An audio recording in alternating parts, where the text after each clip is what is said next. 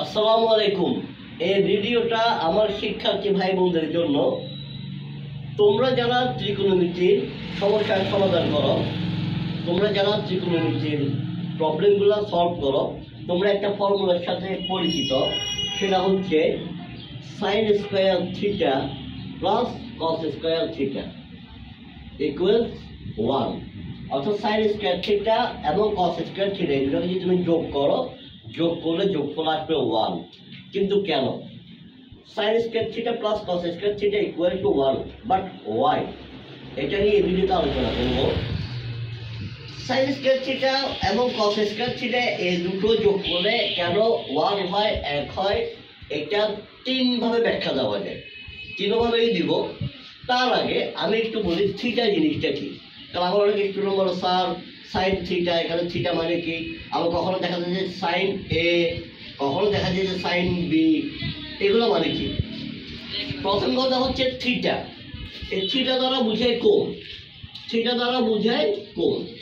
একটা সমকোণী ত্রিভুজের মধ্যে ত্রিকোণমিতি করার জন্য যে ত্রিভুজটা লাগে সেই ত্রিভুজটার নাম হচ্ছে সমকোণী ত্রিভুজ। সেই ত্রিভুজটার নাম হচ্ছে সমকোণী ত্রিভুজ। একটা সমকোণী ত্রিভুজের থিটা দ্বারা কোণের পরিমাপকে বোঝানো হয়।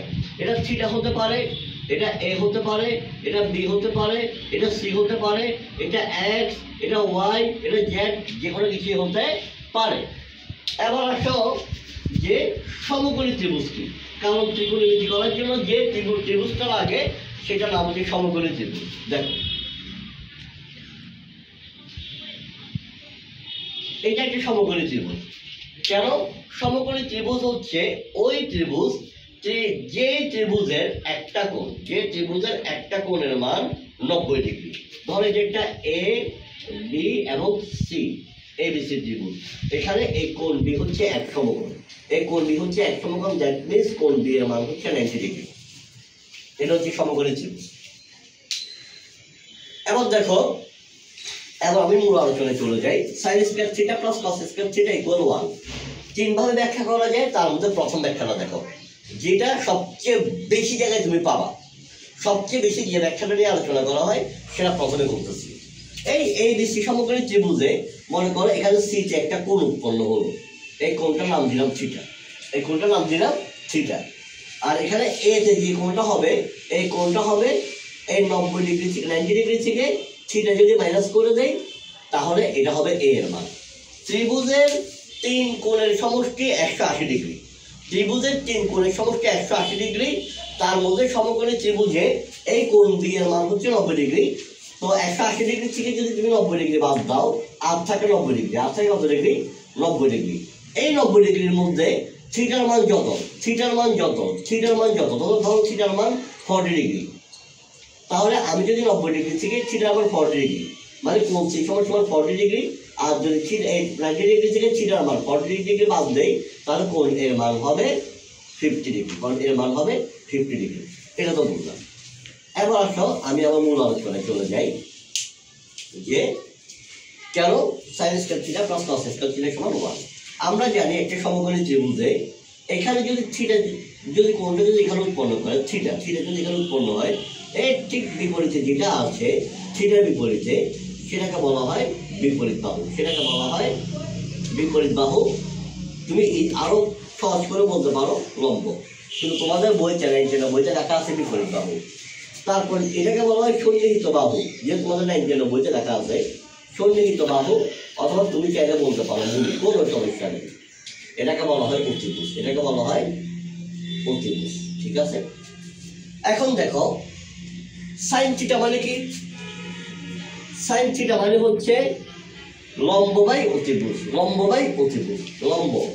লম্ব অথবা বিপরীত বাহু এ বি বাই অতিভুজ মানে এসি। আর আমি যদি বলি যে সাইন স্কয়ার থিটা, তখন কি হবে? A B square plus AC square. এটাকে আমি 1 নম্বর সমীকরণ দিলাম। তারপর ধরো কস থিটা মানে কি? কস থিটা মানে হচ্ছে ভূমি অথবা সন্নিহিত বাহু বাই অতিভুজ, মানে বিসি বাই এসি। আর যদি আমি বলি cos স্কয়ার থিটা, তাহলে কি হবে? BC square by AC square. এটাকে আমি দিলাম 2 নম্বর সমীকরণ। এখন আমি যদি দুইটা যোগ করি, 1 যোগ 2 হতে পাই, 1 যোগ 2 হতে পাই sin square theta plus cos square theta সমান সমান কি আসবে? দেখো, AB square by AC square plus BC square by AC square. নিচে বসা বললে কি হবে? AC স্কয়ার, আর উপরে কি হবে? AB square plus BC square. এখন দেখো, এই জায়গায় আমার যেটা প্রয়োজন সেটা হচ্ছে পিথাগোরাসের উপপাদ্য। পিথাগোরাস কি বলেছিল?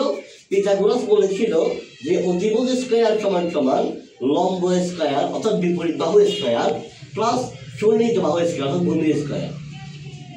অর্থাৎ পিথাগোরাসের উপপাদ্য অনুযায়ী অতিভুজ স্কয়ার সমান সমান লম্ব স্কয়ার অথবা তুমি বলতে পারো বিপরীত বাহু স্কয়ার প্লাস ভূমি স্কয়ার অথবা তুমি বলতে পারো সন্নিহিত বাহু স্কয়ার। অর্থাৎ AC স্কয়ার সমান সমান AB square plus BC square. তার মানে আমি AB স্কয়ার প্লাস BC স্কয়ারের জায়গায় AC স্কয়ার লিখতে পারি। উপরে AC স্কয়ার, নিচে AC স্কয়ার সমান সমান 1 অর্থাৎ sin square theta plus cos square theta equals 1। এটা একভাবে গেল। আরেকটা কথা বলি, এখানে থিটা থাকতে পারে, A থাকতে পারে, B থাকতে পারে, C থাকতে পারে, sin স্কয়ার থিটা থাকতে পারে, sin স্কয়ার A থাকতে পারে, sin স্কয়ার B থাকতে পারে, একইভাবে cos square theta, cos square A, cos square B থাকতে পারে। এটা একটা প্রমাণ। এবার আসো আর দুইটা প্রমাণ। ওই দুইটা প্রমাণ খুবই ইজি, খুবই কম সময়ে করা যাবে। একটা হচ্ছে, দেখো, যদি থিটা ইকুয়াল 0 ডিগ্রি হয়, আমরা জানি ত্রিকোণমিতিক যে কোণগুলো যে এগুলো আছে সাইন, কস, ট্যান, সেক, কোসেক, কট, এগুলোর কতগুলো কি কোণের মান আছে। যদি থিটার মান যদি কত হয় 0 ডিগ্রি হয়, তাহলে তখন বাম পক্ষ দিয়ে শুরু করি। বাম পক্ষ সমান sine square theta plus cos square theta, অর্থাৎ sine square 0 degree plus cos square 0 degree. আমি এভাবে লিখতে পারি sine 0 degree square plus cos 0 degree square. Sine 0 degree মান কত? 0। কস 0 ডিগ্রি মান কত? 1। 0 কে স্কয়ার করলে 0, 1 কে স্কয়ার করলে 1, দুইটা যোগ করলে 1 সমান সমান ডান পক্ষ। অর্থাৎ এখানে কি প্রমাণ হয়ে গেল? Sine square theta plus cos square theta সমান 1। এবার আসো আরেকটা, যদি থিটা ইকুয়াল 90 ডিগ্রি হয়, থিটা ইকুয়াল কত ডিগ্রি হয়? 90 ডিগ্রি হয়। বাম পক্ষ আবার দেখো sine square theta plus cos square theta.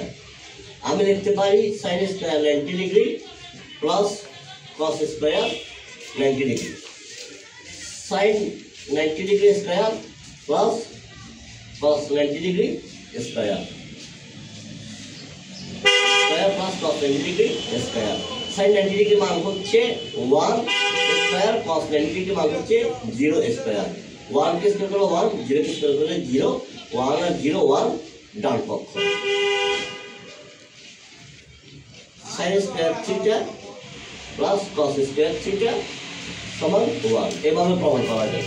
অর্থাৎ জিনিসটা তুমি 3 ভাবে প্রমাণ করতে পারো। কয়ভাবে প্রমাণ করতে পারো? 3 ভাবে প্রমাণ করতে পারো। এটা sin square theta plus cos square theta হতে পারে, sin square a plus cos square a হতে পারে, sin square x plus cos square x হতে পারে। যেটাই হোক মান আসবে 1। কিভাবে আসবে এটাই আমি বর্ণনা করলাম। ধন্যবাদ। আসসালামু আলাইকুম।